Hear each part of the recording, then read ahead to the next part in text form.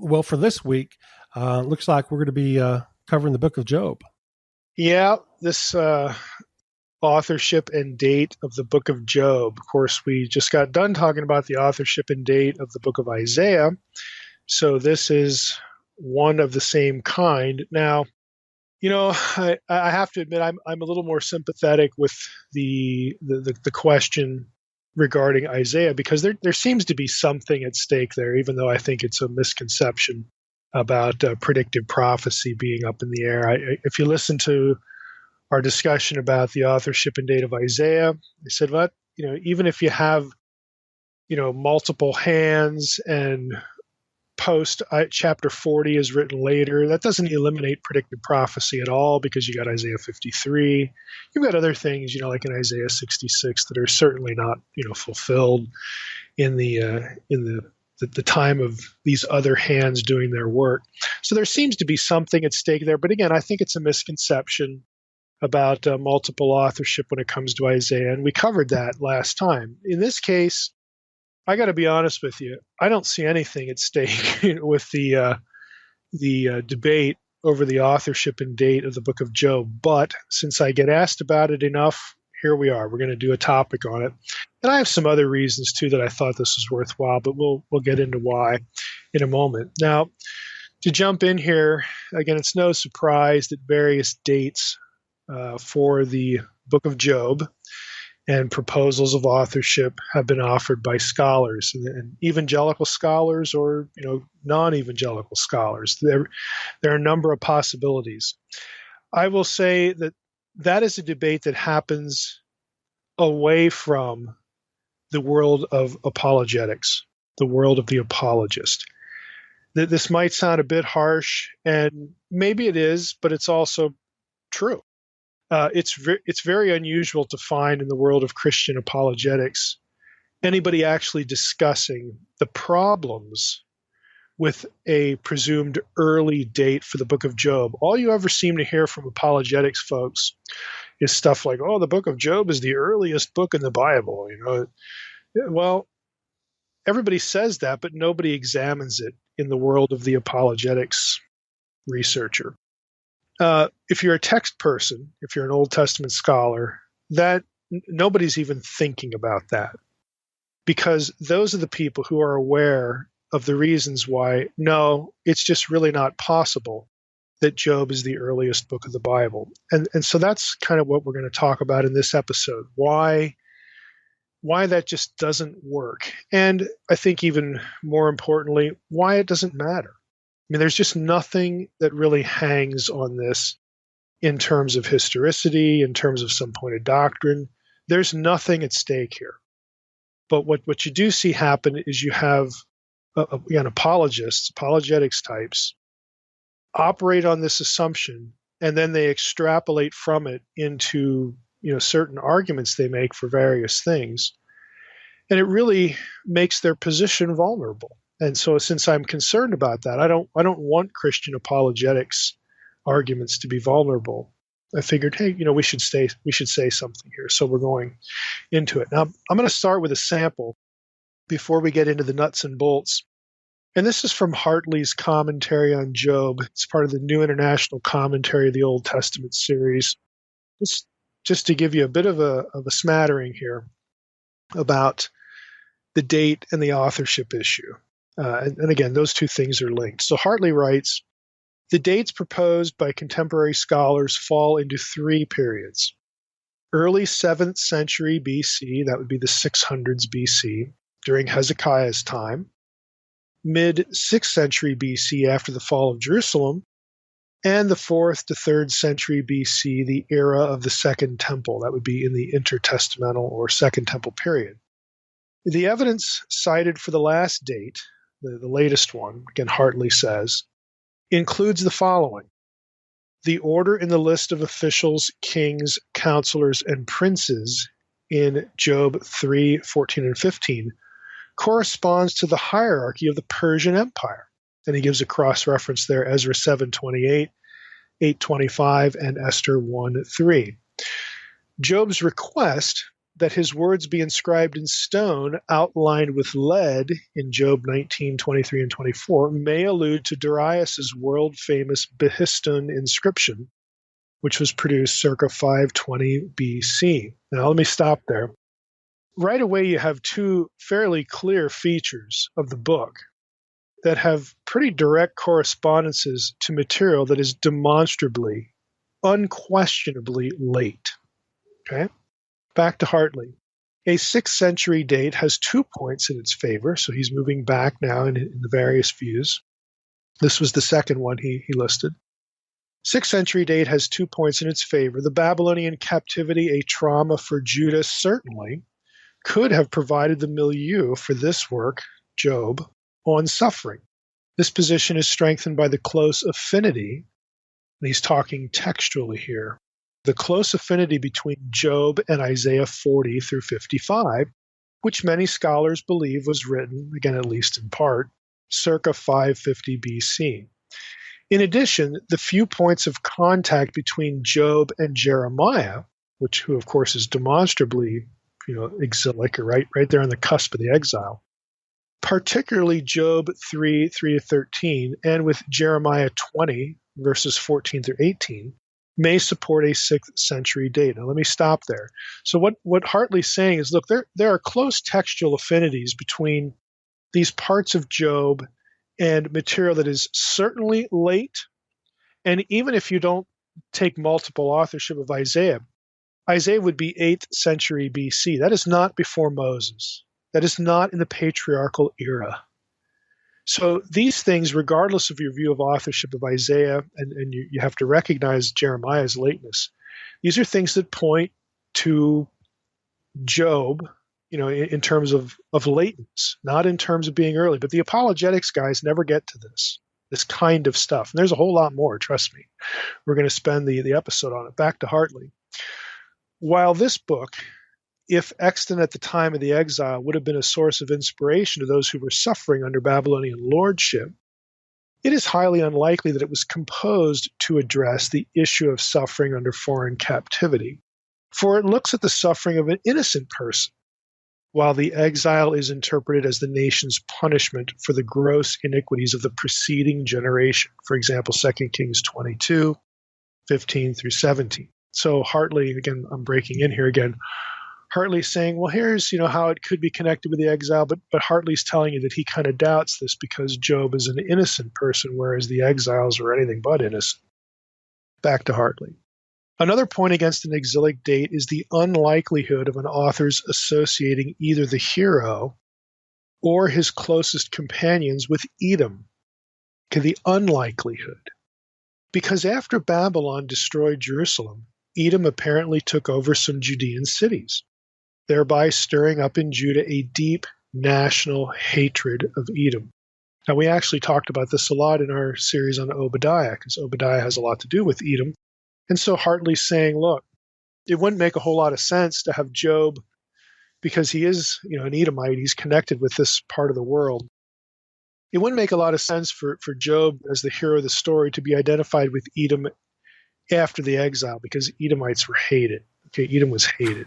So he's going to move it back and say, okay, 6th century, maybe 7th century BC, right before the exile makes a little more sense to him. So he's kind of giving you the lay of the land here and interacting with it. Back to Hartley. An early 7th century date has more support than these later dates. The many allusions to Canaanite religion and the numerous contacts between the book of Job and the text found at Ugaritic are more easily accounted for in a book written when Israel was flirting with Baalism. In other words, before the exile. And we're going to say a lot more about that when we interact with Francis Anderson's commentary in a moment. Finally, back to Hartley, the heavenly council scenes in the prologue, Job 1 and 2, are more similar to the 9th century vision of Micaiah, 1 Kings 22, 19 through 23, which we talk about a lot here, than to the one found in Zechariah 3 from the late 6th century BC. End of quote. So that sort of just gives you a little glimpse into the kinds of things that scholars have noticed that are in Job and in other parts of the Old Testament. So they're looking, for intertextuality. They're looking for cross-fertilization of ideas. They're looking for similarity in themes to help them with the date of the book of Job, because Job itself doesn't give you a date. It doesn't give you an authorship. So this is how scholars approach it. They're trying, again, looking for things. And again, this is what text people do. They're looking for intertextuality, connections between the book of Job and other parts of the Hebrew Bible, and things that have, somewhat secure historical possibilities. In the apologetics community, it's just like, oh, Job's offering sacrifices. That must mean this is written during the patriarchal period. That kind of thinking is extraordinarily simplistic. And again, I wanted to do this episode because it's important not to think simplistically, especially if you are in apologetics, because your arguments need to be just better informed to have weight, to sort of stand the test of time, as it were, or to hold up under scrutiny. And so that was one of the reasons why I figured it was important to do this topic. Now I'm gonna look at Francis Anderson's commentary here. This is in the Tyndale Old Testament commentary series, and I'm going to quote from him.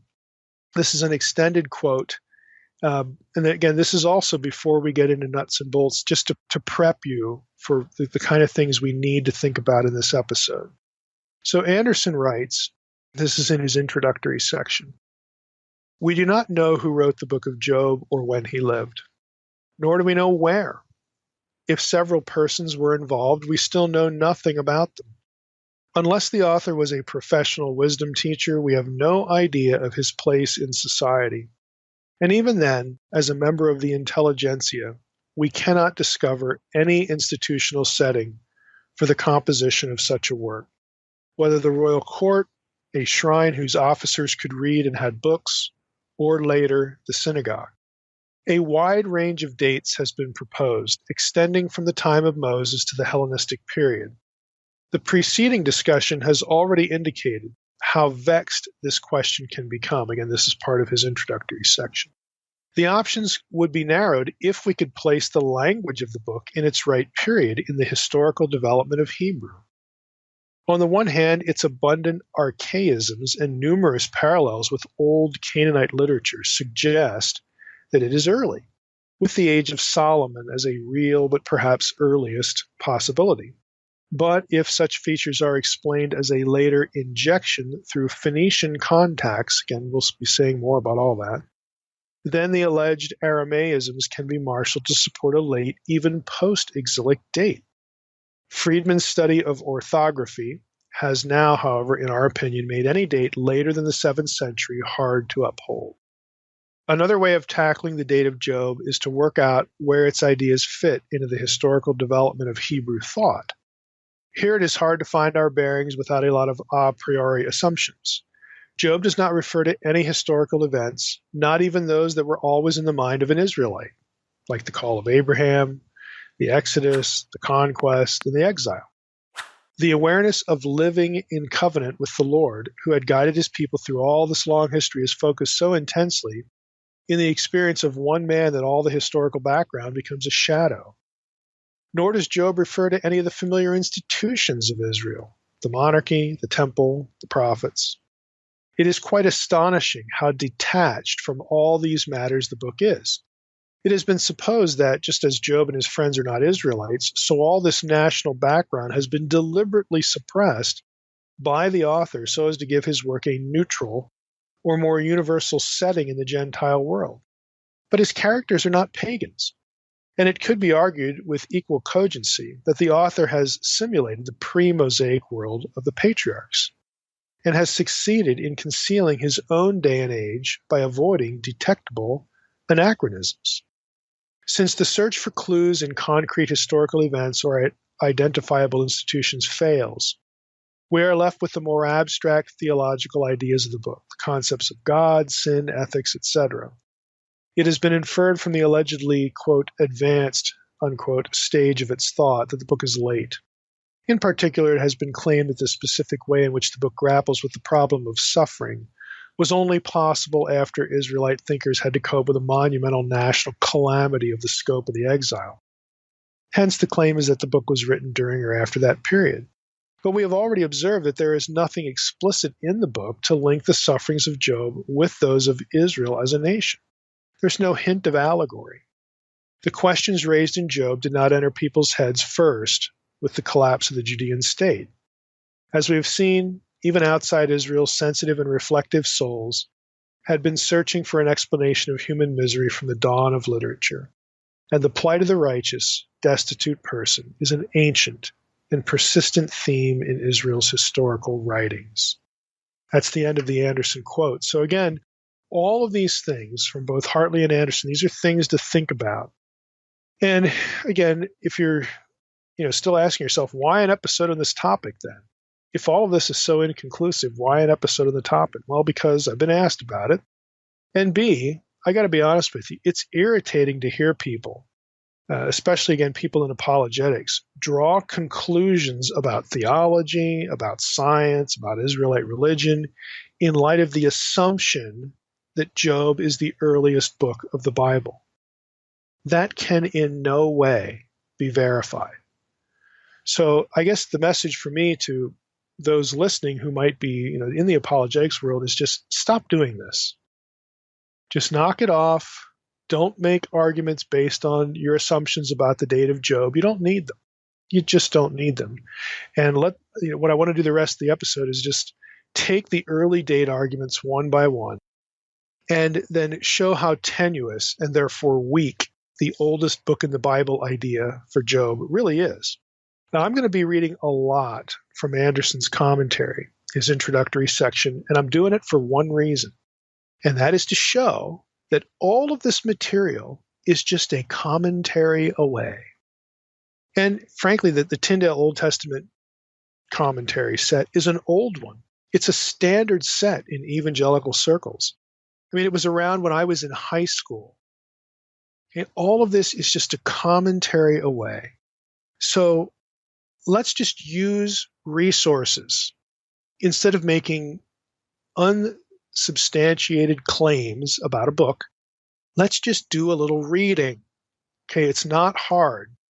For all the good apologetics ministries do, and they do a lot of good, when they make careless assertions about the biblical text, then those ministries become vulnerable at those points. And I don't want apologetics ministries to be vulnerable. So they need to stop pretending that they're doing biblical scholarship if they aren't doing the sort of research that I would expect an undergraduate to do in this matter. Now, again, I'm being a little blunt here because I care about ministries that focus on apologetics. I think you all know that. I've had people on the podcast, that play this role in the church. It's an important role. So let's not be careless and leave ourselves open to criticism and vulnerable to having something we say easily overturned. That's just not good.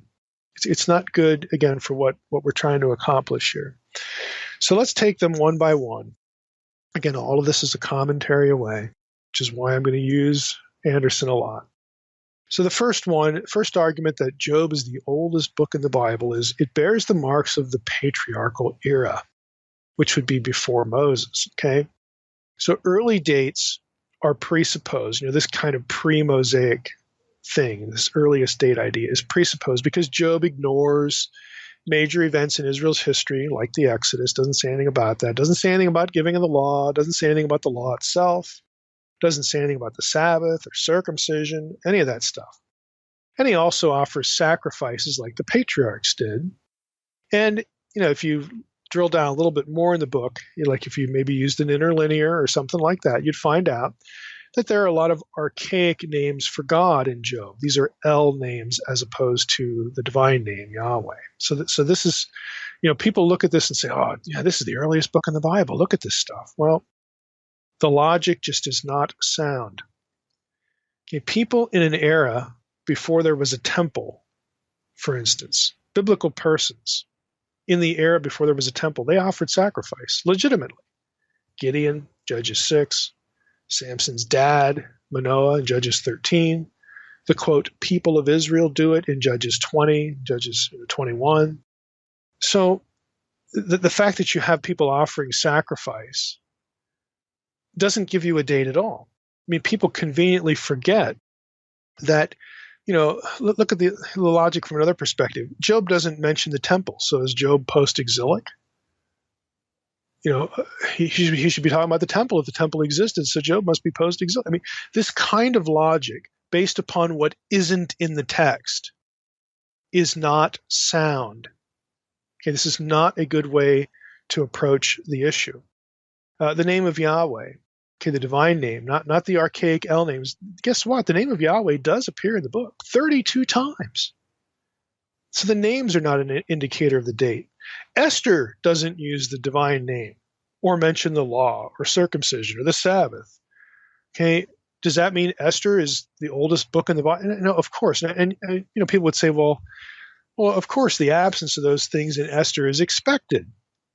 They're in exile and there's no temple. Of course, that's my point. People are going to use those absences, and they're going to look at Esther and then they're going to say, well, why can't Job have been written in the same period?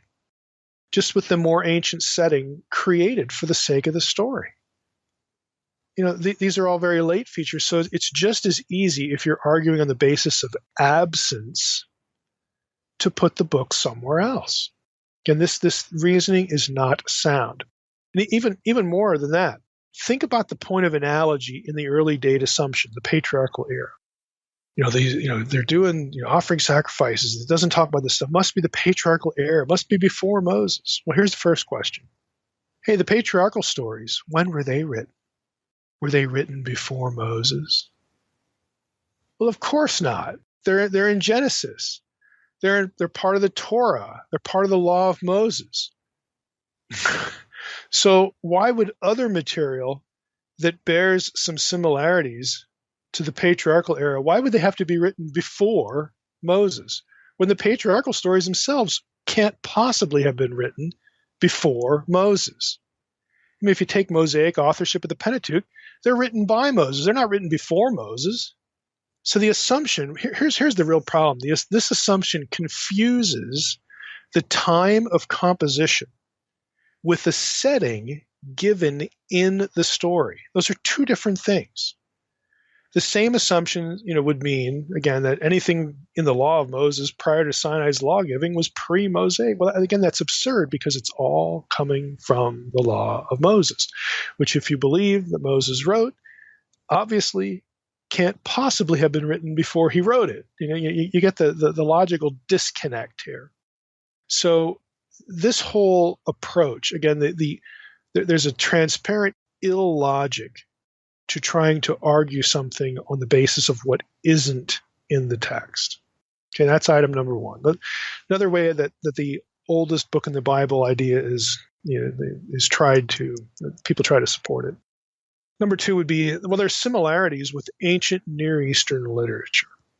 And we know a lot of that ancient Near Eastern stuff was earlier than Moses. So, hey, if we can find some similarities there, that must mean that Job is written before Moses, in the patriarchal area. Again, the reasoning is not sound. I'm going to quote Anderson here. Use him as a point of jumping into this one. He writes, many similarities have been observed between Job and other writings from the ancient world, particularly the wisdom literature of Mesopotamia and Egypt. These other works supply valuable background and help to interpret many parts of Job. They also raise the question of how much of such literature the author of Job actually knew, and perhaps used as a source of his ideas or even quotations. The suggestion that an Akkadian work entitled Ludlul Bel Nemechi could be called, which could be called the Babylonian Job, the suggestion that Akkadian work was related to Job was first made in 1906. Now, this is me breaking in here. This particular Akkadian work is also known as the Poem of the Righteous Sufferer or the Babylonian Job. You'll actually see it referred to title-wise in those ways. Back to Anderson. Evidence for the text has gradually accumulated. That's important. Because back in 1906, this Akkadian work was unknown only in part, but other parts of it are now known today. There's more of it available. The work is actually a hymn. This is Anderson again. The work is actually a hymn of thanksgiving to Marduk for recovery from an illness. Form criticism of prayers of lamentation and songs of gratitude has shown a close affinity between such compositions in spite of their totally opposite moods of grief and jubilation. For in each, the sufferer recounts his plight, in the first to arouse the pity of the gods, in the second to thankful reminiscence. Each tells the story of the poet's sufferings, although from a different point in time. The so-called Babylonian Job belongs to this genre, and here the resemblance of the biblical work ends. While a story lies behind the Mesopotamian poem, it is only a monologue and lacks the elaborate dramatic form of Job. Furthermore, Babylonian polytheism could never approach the questions raised by Job. That's the end of the Anderson quote. Now, some would say, well, maybe whoever wrote Job adapted this older story, for monotheism. Well, sure, there's probably some of that going on, but that doesn't produce a date. In other words, somebody living after the exile could get a hold of this story and write the book then for the same purpose, the same theological purpose. Similarity and repurposing content or polemic does not give you a date unless the thing that is clearly used has its own secure period, its own secure time before which it didn't exist. Then you can talk about something, but there's so many other features that point to lateness in Job that it just doesn't work. Now, I went and looked. This is something you can't get out of a normal commentary. So we're getting away from Anderson here. There's another book. The author's last name is Oshima, called The Babylonian Poems of Pious Sufferers, Ludlu, Bel, Nemeki, and the Babylonian Theodicy. It was written in 2014. And the author, speaking specifically of this text, the Akkadian text, writes this. As Lambert had already noted in 1960, Lambert is a very famous Akkadian literary scholar. As Lambert had already noted in 1960, long as the knowledge on this Babylonian poem was restricted to the second tablet, now there are 4 tablets in the poem, as long as it was restricted to the second tablet, such modern interpretations expressed in titles like The Babylonian Job or The Righteous Sufferer might have been justified.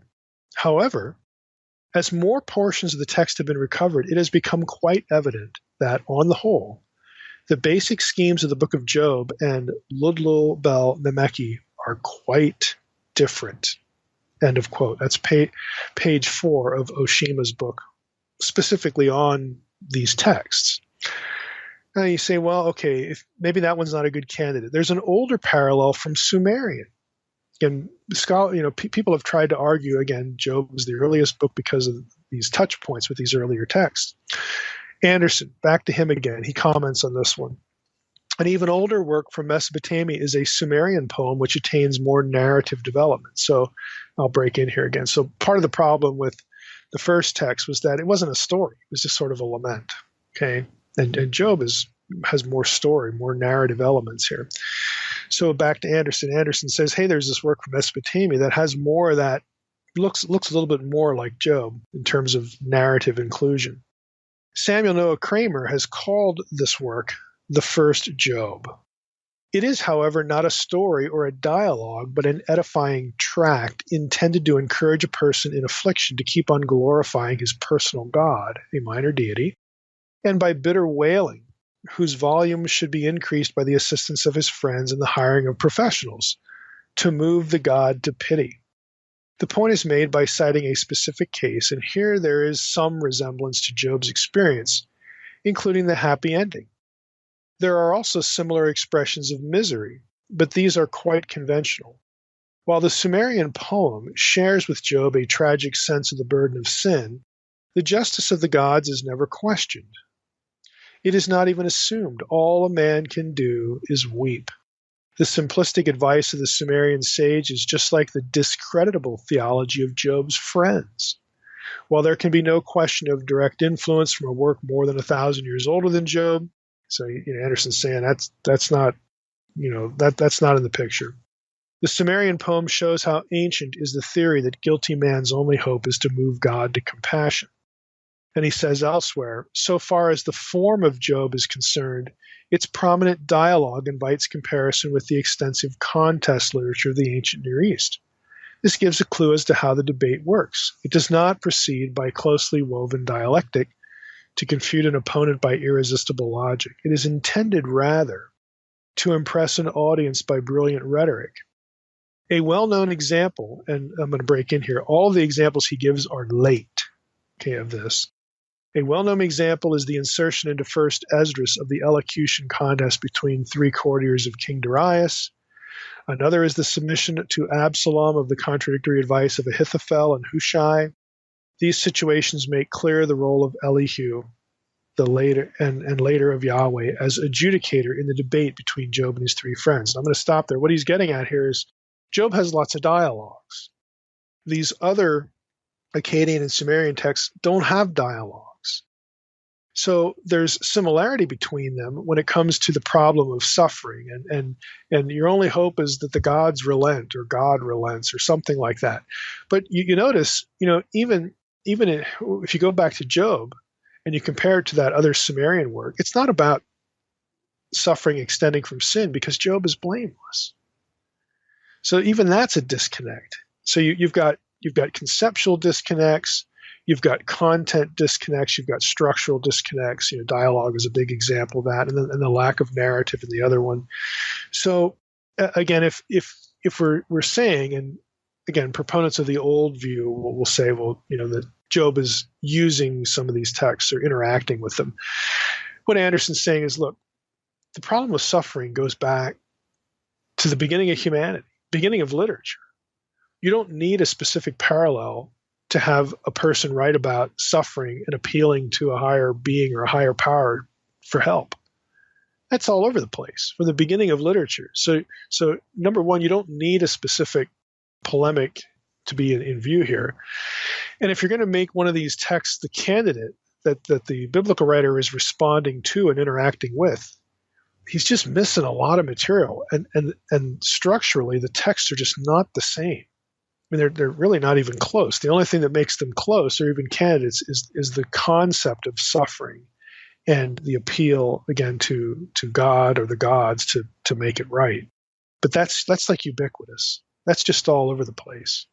So we've got a problem here with specifically connecting Job to any specific text in the ancient Near East. And Anderson concludes with this observation. He says, the literature of the ancient Near East has not yielded another Job. There is a considerable list of writings from this region and a few from further afield which remind one of Job in this way or that, but none comes close to Job when each work is examined as a whole. And Anderson, this is the Tyndale commentary. It's not a hard-to-find resource. He goes through actually a pretty long list of these ancient Near Eastern texts, and he points out why they're part of the conversation and what the disconnects are. So it's really not a good argument. Third argument, though, to say Job is the oldest book in the Bible. Number 3 would be Job's Edomite or non-Israelite background. Now, Hartley said this sort of rules it out. It rules lateness out anyway. But some people will turn around and say, well, before the exile, it might have been okay, to make the hero from Edom. And so people try to take that and then push it really back before the Mosaic era.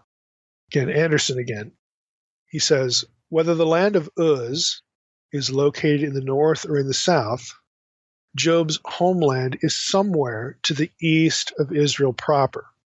Israelites living in northern Transjordan would be more influenced by Aramaic than those living west of the river, especially since some of their territory was often under the control of Damascus. Let me stop there. Job is set, the person, the figure, the character is set in the Transjordan, the other side of Jordan, the east of the Promised Land, where Jordan, would be today. That's where it's set. And there's a northern and a southern candidate as far as, scholars looking at this. And the reason why you have 2 candidates is that, as we're going to talk about when we get to the language of Job, there's Aramaic stuff in Job. And so because of that Aramaic stuff, that's evidence for lateness. Aramaic would have been, again, more influential or more in use in the northern Transjordan than the south. Okay, so that's why Job is certainly set in the Transjordan, someplace in the north. Scholars gravitate toward that because of the Aramaic and Aramaisms in the book itself. Now, in the south, back to Anderson, those to the south, on the other hand, would be in contact with people speaking languages akin to ancestral Arabic. This is ancestral Arabic, a precursor to what we now know as Arabic. But in this direction, Anderson says, contact is less likely so long as the kingdoms of Ammon, Moab, and Edom, who spoke South Canaanite languages more closely akin to Hebrew and probably intelligible to Israelites. A grave difficulty lies in the fact that the more Job is placed within the range of Phoenician culture, the less likely it is that it was similarly nourished by contributions from the children of the East, the Edomites, to whom Job himself belongs. So that's the end of the quote. So to summarize that, what he means there is, well, we've got a Southern candidate too, because there are things in Job that are just oddities, either vocabulary or features of grammar that are similar to South Arabian dialects. And that, is not unexpected because that's in the Transjordan region. But he's saying that's probably not a good candidate because there are still other things in the book that align with Phoenician. Okay. So if you're getting the impression that Job linguistically is just a hodgepodge of stuff, Hebrew, Aramaic, South Arabian, Phoenician, yeah, it is. And a lot of that stuff, linguistically speaking, is late, demonstrably, unquestionably late. I'm hoping that you're seeing my earlier point clearly now. Apologetics people don't talk about this. Apologetics people do not grapple with the nuts and the bolts of the text. They don't do text work. They don't do ancient Near Eastern languages. They do apologetics. It's philosophical theology, argumentation, rhetoric, logic, that sort of thing. And we need that. Got to have that. There's a significant payoff for that and has a significant role in the greater enterprise of advancing the kingdom of God and evangelism and all that stuff.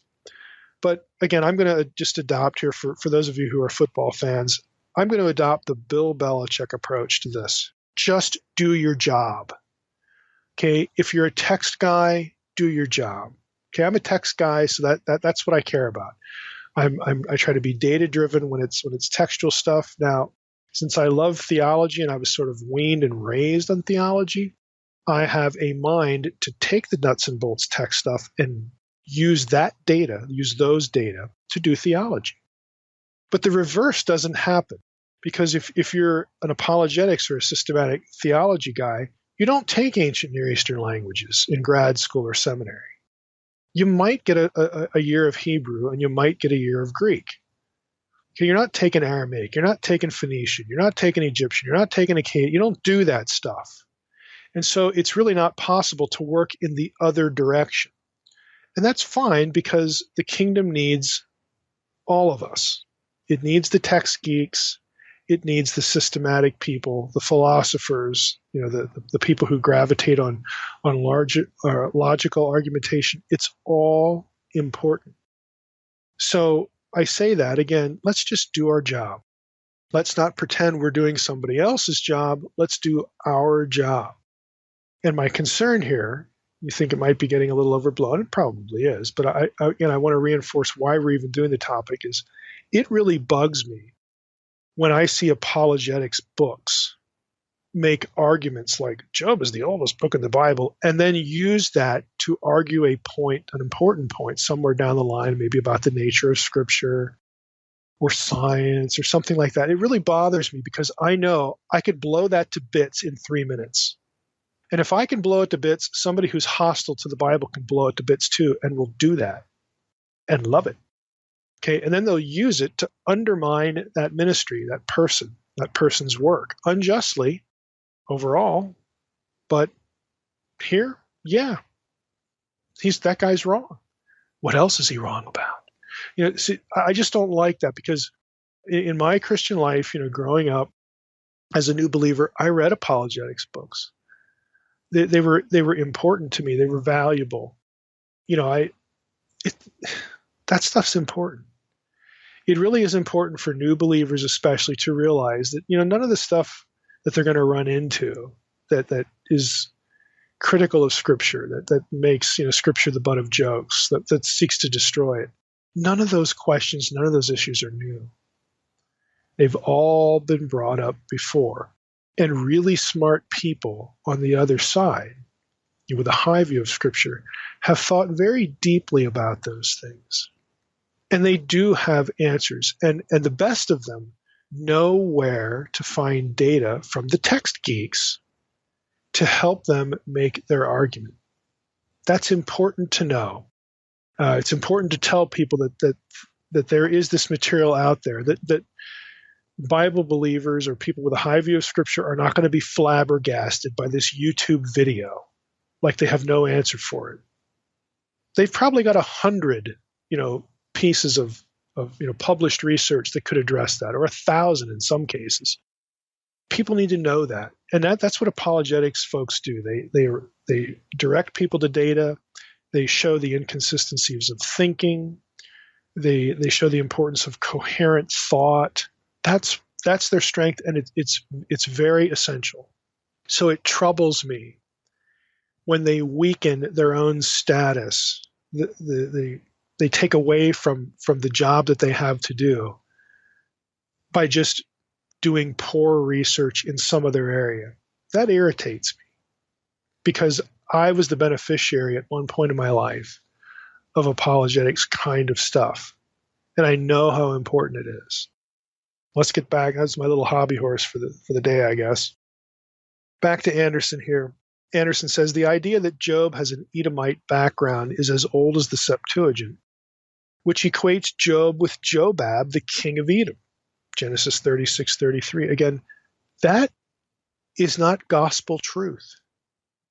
Just because the Septuagint translator, one of a committee, there were lots of translating hands that went into the Septuagint, just because one guy saw Job and said, oh, that sounds like Jobab, let's call him Jobab, that doesn't mean it's so. Again, there are serious linguistic obstacles to that. So it's as old as the Septuagint. Back to Anderson. The theory that the book is an example of the world-famous but otherwise lost wisdom of the Edomites found its most serious modern supporter in R.H. Pfeiffer. It has not found many takers, if only because we know practically nothing about this language and have no literature from this culture. End of quote. You see the disconnect here? Somebody can come, oh, look, the Septuagint says Job was Jobab. And that goes back to Genesis 33. It has to be older than Moses. Well, okay, let's think about that. So you got Jobab writing a wisdom book, or he's the subject of this wisdom book, the book of Job. Wouldn't it be nice if we actually had Edomite literature to compare it to? But guess what? We don't. We know next to nothing about the language in that area, and we have no literature from the culture. Oops. Again, that's just, it's not a good argument, to base the oldness based upon what one Septuagint translator decided he would do, to just turn Job, in Hebrew, Yov, into Yovav, and translate it Jobab in the Septuagint. It's just a decision. There's no reason to do it. It's just a decision. And it's a poor argument to make. Number 4, a fourth argument that Job being the oldest book. Ugaritic relationships, the stuff that's in Job that relates to Ugaritic material and has some parallel to Ugaritic literature. Back to Anderson again. Anderson summarizes this pretty nicely. He says, since the recovery of the language of Ugarit in the Ras Shamra tablets and the accumulation of a considerable body of Canaanite literature in this language, the question of the linguistic affinities of the language of Job as distinct from its literary affinities has taken on a new dimension. There can be no doubt that numerous problems in Job have been cleared up by evidence derived from Ugaritic. This does not explain why Job is open to the application of such evidence. If it has more than its share of Canaanisms, this could be due either to the persistence of this background in some traditional streams of Israelite literature from early times, or due to a fresh infusion of such influence, most likely through Phoenician channels at a later date. Okay, we'll stop there. You have to realize that there's stuff in Ugaritic about Baal, in the Baal cycle, that you will also find in Phoenician. Phoenician is later. Right, so again, you see automatically sort of the tenuous nature of certain correlations that would be used. Now let's go with some examples, though, of why this doesn't work from the Hebrew Bible outside of Job. Remember the argument. Job has Ugaritic stuff in it, so it must be before the Mosaic period. That's the argument. Well, what about Deuteronomy 32:17? Or Deuteronomy 32 generally. I mean, we talked about this in a Q&A recently. Deuteronomy 32:17. They worshipped the Shadim. They worshipped gods, not Eloah, not God. They worshipped other gods, the Shadim, gods that they had not known before. Again, this is descriptive of what happens after the conquest. And Moses is already dead after the conquest. So how could that kind of stuff, Deuteronomy 32:17, Deuteronomy 32:8-9, the 70 nations, 70 sons of El, that's Ugaritic stuff. At best, at earliest, it's Moses writing that stuff. So if Moses is writing it, how can it be before Moses? What it shows is that you can have Ugaritic material used in a period later than the patriarchal era. It's so obvious. How about Joshua? We spent a whole episode in the podcast on the relationship of the book of Joshua, part of it, to the Keret epic, the Kirta epic. Again, Joshua was not written before the law of Moses, before the Mosaic period. How about Psalm 82, Psalm 89? Again, Psalm 89 references the king, the Israelite king, as Elyon. Now, there's no way that's before Moses. And Psalm 82 draws on Deuteronomy 32. So if Moses wrote Deuteronomy 32, then Psalm 82 is going to be later. And even if it was written at the same time, if Moses is writing it, it's not written before Moses.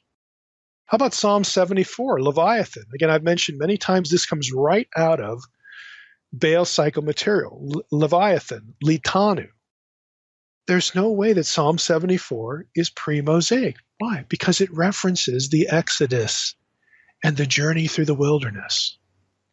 So this criterion, this affinity with Ugaritic stuff, that doesn't prove at all an authorship that's pre-Mosaic.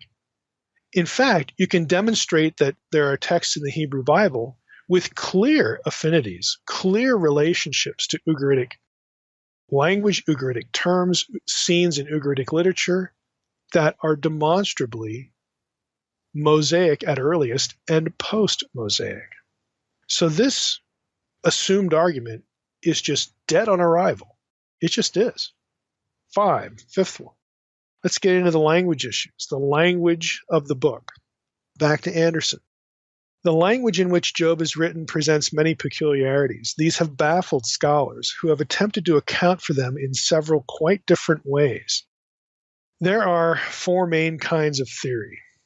Here they are. The language of Job is either A, a dialect of genuine Hebrew, B, an artificial literary Hebrew language, C, a mixture of Hebrew with some other language translated into Hebrew, or D, the book of Job itself is a Hebrew translation of a book in some other language, namely the South Arabian. And I'm not going to get too far into the fourth one.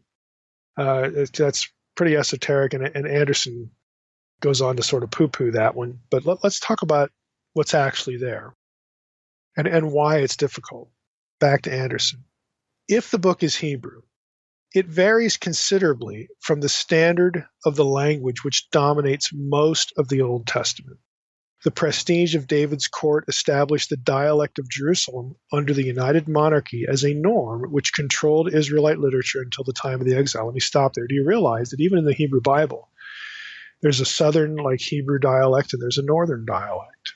There are features of different books, even if they're writing about the same subject, where some of the parts of the grammar and the vocabulary will differ, and that tells scholars, based upon their parallels to other Hebrew literature in these geographical regions, where the particular text was written or where the scribe was from, because of the way he does things. Now, the easiest way to illustrate this is the shibboleth incident in the book of Judges.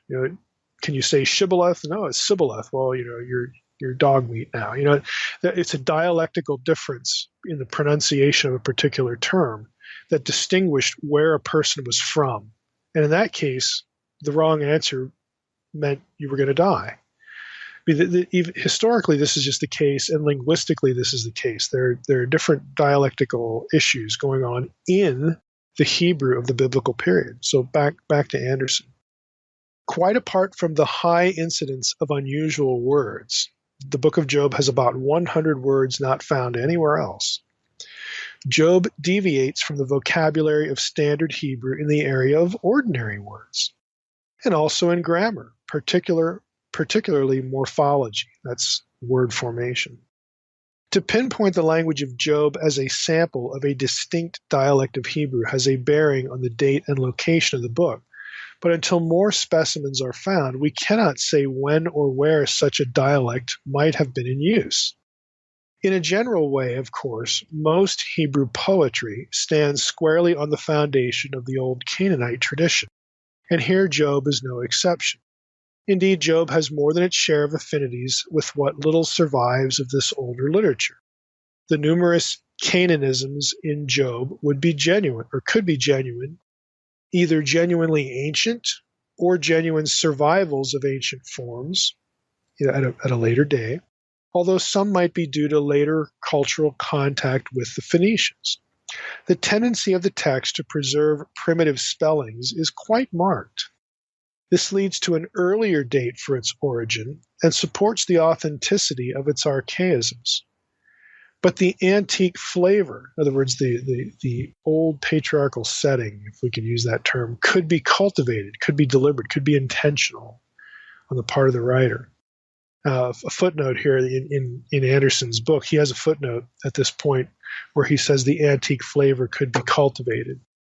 His footnote, he references the poetry of Spenser, whose diction abounds in genuine and spurious archaisms. So he takes an example from British lit, Spenser, and how an author can do this.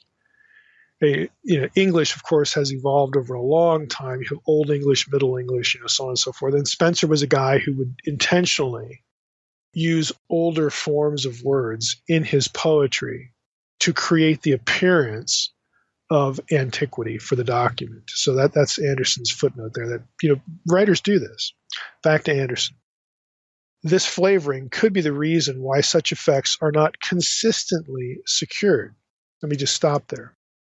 Not every part of Job, or not even most parts of Job, have this archaic stuff in them. They're sprinkled through the 42 chapters. You got them sprinkled here and there. And so you would think if the book was really written in the old Canaanite period before Moses, the whole document would be like that. But it's not.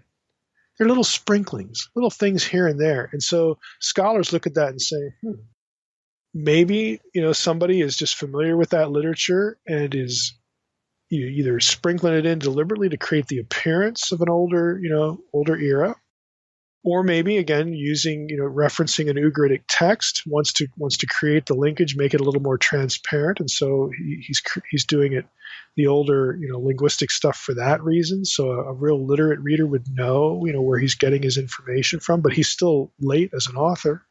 Maybe that's the best explanation, because it's not everywhere or even most places. And again, to repeat, you would assume that if someone writing in the period before Moses, the pre-Mosaic period, when we have examples of Semitic writing from these periods, you would think that the word formations and the vocabulary and just features of the grammar and the syntax, you would think that it would consistently look like that old stuff, but it doesn't. It's only here and there. It's only a smattering. Why? why mix that with all this late stuff too? Because there are late things in Job. It just looks like, again, it's not a work that was composed in the more ancient period because of this inconsistency. Back to Anderson. He says, it is hazardous to infer anything about the date of the language from the morphology, word formation, or orthography, that's a word that means spelling, of the surviving text, for the data admit of several possible explanations. They do, however, make an exilic date, something really far removed from the ancient period, the earliest period. They do, however, make an exilic date unlikely and a post-exilic date highly improbable, unless the alleged Aramaisms are felt to outweigh the Canaanisms in significance. So you get both early and late linguistic features. And so what Anderson's saying is, well, it depends which one you weigh more, maybe, that's why there's disagreement. So he's trying to argue that you can't get too far removed from the old period, and still have people dipping into this older stuff. The polemic maybe wouldn't mean as much, or they would lose, knowledge of old morphology and old spelling. It would have, sort of, gone by the wayside, given 1,000 years or 1,500 years in the future, removed, I should say. So he's just saying, old, late, it's all in there. Which one do we care about the most? And again, he's going to come out and say, I'm going to move it. I'm going to move it back. Anderson favors a 7th century date, again, which is only a few hundred years removed, from, I shouldn't say maybe 700 years, from the Mosaic period removed. And that, he said, that's closer to the era than 1700. So he's going to give the older stuff the benefit of the doubt, but he doesn't put it in the pre-Mosaic era for both linguistic reasons, the late stuff that's in there, and all these other reasons we've been talking about. Now, again, this gets pretty esoteric unless you know Hebrew and some Semitic languages, and so we're not going to drill down much further in this. There's one point I'm going to illustrate it with, but this is a far cry from any kind of certainty that Job is the oldest book in the Old Testament. This is a far cry. When you actually look at the text, there's just really no way to make that argument. Now, by way of an example of language ambiguity, again, let's take some late stuff. There are places in Job where instead of an "im" ending, like Elohim, the "im" ending is that's the way Hebrew masculine plural nouns, that's what they end in, I am, im, okay, yod mem. Instead of that, we have in, yod nun, in, not I am, but in. And that's Aramaic and Arabic. Anderson writes, this ending, the in ending for plural nouns, is found in Arabic and Aramaic. It's not in Canaanite. It's not in Phoenician. It's not in Ugaritic. Those languages use I am, the im ending, the mem ending, like Hebrew does. Both kinds of endings are found in Job. While im is standard in Hebrew, in is occasionally found in the Old Testament apart from the occurrences of Job, typically the Aramaic stuff. This variant cannot be attributed solely to late Aramaic influence, for it's also found in some ancient poems. He cites the Mesha stela, the Moabite stela, which has, an in ending or two in it. Anderson says, in Moabite, this was a dialectical variant within the southern Canaanite languages spoken by the Israelite tribes and other closely related peoples. And you say, aha, we've got it in the Moabite stela. That means that's a good argument for being before Moses. Pardon me, but have you ever read the Moabite stela? It's from the Omri dynasty period. Okay. Omri, Jehu, okay, the days of Ahab, all that kind of. It's not before Moses. It's not before Moses. Okay, so we don't need to drill down any further in the language stuff. That gets really hairy and esoteric. But we've been through. I think we enumerated 5. 5 ways that it's argued that the Book of Job is the oldest book in the Bible, and they all fail. Some of them fail spectacularly. Some of them just fail because of ambiguity. So where does this leave us? Well, I would say it leaves us right where we started. And that is, nobody knows when Job was written or by whom. Period. They just don't. So let's stop pretending that we know, because we don't. We should not be making apologetic points on the basis of a presumed extreme early date of Job. We should not be saying the Bible teaches XYZ on the basis of an assumed date. Doing so makes the Bible and its defense vulnerable to criticism. And again, that's just unnecessary. Why do it? There's nothing to be gained by insisting on an early date for Job. There is no point of biblical truth that depends on an early date for Job. So let's just give it a rest. Let's just give it a rest. It's not important, even though we spent a lot of time here talking about it. But again, I hope you realize why I decided to do this as a topic. I don't like, even in small things like this, I don't like when the good work of good people in like apologetics or philosophical theology, whatever, or just, pastors or whoever's saying this stuff. I don't like when the good argumentation, the good work of good people is easily undermined by saying stuff that is just demonstrably not true. By taking positions that can't be effectively defended on the basis of data. And when the data is right in the text, it creates questions like, well, didn't you ever look at that? Like, did you pull a commentary off a shelf and look? Why would you make that argument?